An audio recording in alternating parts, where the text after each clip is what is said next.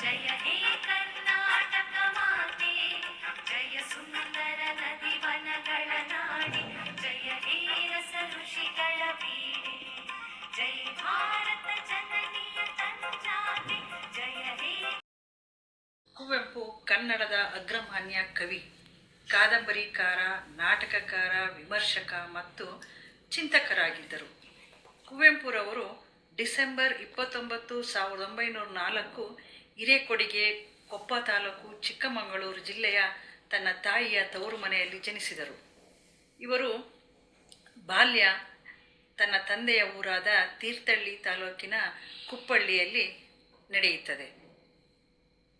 ಕುವೆಂಪುರವರು ಅವರ ತಾಯಿ ಸೀತಮ್ಮ, ತಂದೆ ವೆಂಕಟಪ್ಪ, ಇವರು ಶಿವಮೊಗ್ಗ ಜಿಲ್ಲೆಯ ತೀರ್ಥಹಳ್ಳಿಯಲ್ಲಿ ಕಾಲವನ್ನು ಕಳೆಯುತ್ತಾರೆ. ಕುವೆಂಪುರವರು ಅವರ ಆರಂಭಿಕ ವಿದ್ಯಾಭ್ಯಾಸ ಕೂಲಿ ಮಠದಲ್ಲಿ ನಡೆಯುತ್ತದೆ. ಮಾಧ್ಯಮಿಕ ಶಿಕ್ಷಣ ತೀರ್ಥಹಳ್ಳಿಯಲ್ಲಿ ನಡೆಯುತ್ತದೆ.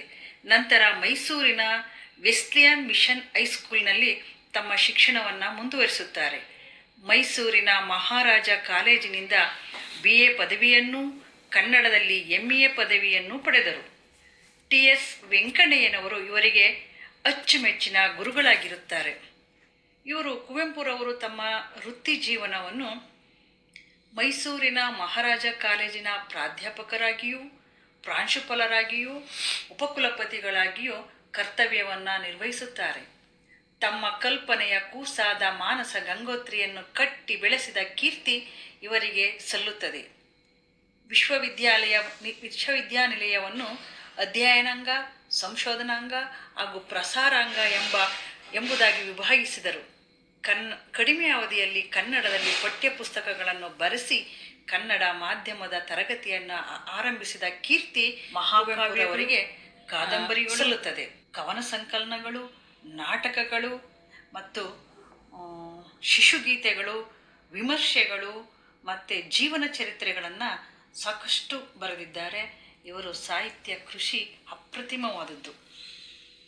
ಕುವೆಂಪುರವರ ಮಹಾಕಾವ್ಯ ಶ್ರೀ ರಾಮಾಯಣ ದರ್ಶನಂ ಮತ್ತು ಚಿತ್ರಾಂಗದ ಅಂತಕ್ಕಂಥ ದೊಡ್ಡ ಮಹಾಕಾವ್ಯಗಳನ್ನು ರಚನೆ ಮಾಡಿದ್ದಾರೆ.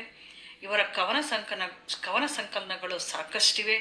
ಕೊಳಲು, ಪಾಂಚಜನ್ಯ, ನವಿಲು, ಕಲಾಸುಂದರಿ, ಕಥನ ಕವನಗಳು, ಕೋಗಿಲೆ ಮತ್ತು ಸೋವಿಯತ್ ರಷ್ಯಾ, ಪ್ರೇಮ ಕಾಶ್ಮೀರ, ಅಗ್ನಿಹಂಸ, ಕೃತಿಕೆ, ಪಕ್ಷಿಕಾಶಿ, ಕಿಂಕಿಣಿ, ಷೋಡಶಿ, ಚಂದ್ರಮಂಚಕ್ಕೆ ಬಾಚಕೋರಿ, ಇಕ್ಷುಗಂಗೋತ್ರಿ, ಅನಿಕೇತನ, ಜೇನಾಗುವ, ಅನುತ್ತರ, ಮಂತ್ರಾಕ್ಷತೆ, ಕದರಡಿಕೆ, ಪ್ರೇತಕ್ಯು, ಕುಟೀಚಕ, ಒನ್ನವತ್ತಾರೆ, ಕೊನೆಯ ತೆನೆ ಮತ್ತು ವಿಶ್ವಮಾನವ ಸಂದೇಶ ಅಂತಕ್ಕಂಥ ಕವನ ಸಂಕಲನಗಳನ್ನು ಬರೆದಿದ್ದಾರೆ.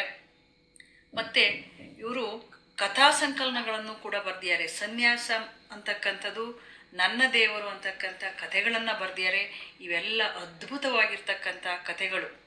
ಕುವೆಂಪುರವರು ಬರೆದಿರ್ತಕ್ಕಂತಹ ಕಾದಂಬರಿಯನ್ನು ತಗೊಂಡ್ರೆ ಕಾನೂರು ಹೆಗ್ಗಡತಿ ಮತ್ತು ಮಲೆಗಳಲ್ಲಿ ಮದುಮಗಳು, ಇವು ಧಾರಾವಾಹಿಗಳು ಕೂಡ ಆಗಿದ್ದಾವೆ ಮತ್ತು ಕಾನೂರು ಹೆಗ್ಗಡತಿ ಅಂತಕ್ಕಂಥದ್ದು ಚಲನಚಿತ್ರವೂ ಆಗಿದೆ. ಅಷ್ಟೇ ಅಲ್ಲದೆ ಇವರು ತುಂಬ ಐತಿಹಾಸಿಕವಾಗಿರ್ತಕ್ಕಂತಹ ನಾಟಕಗಳನ್ನು ಬರೆದಿದ್ದಾರೆ. ಇವು ನಮ್ಮ ರಾಮಾಯಣದಲ್ಲಿ ಬರ್ತಕ್ಕಂಥ ಕೆಲವೊಂದು ಸನ್ನಿವೇಶಗಳನ್ನು ಕುರಿತು ನಾಟಕಗಳನ್ನು ಕೂಡ ಇವರು ಬರೆದಿದ್ದಾರೆ.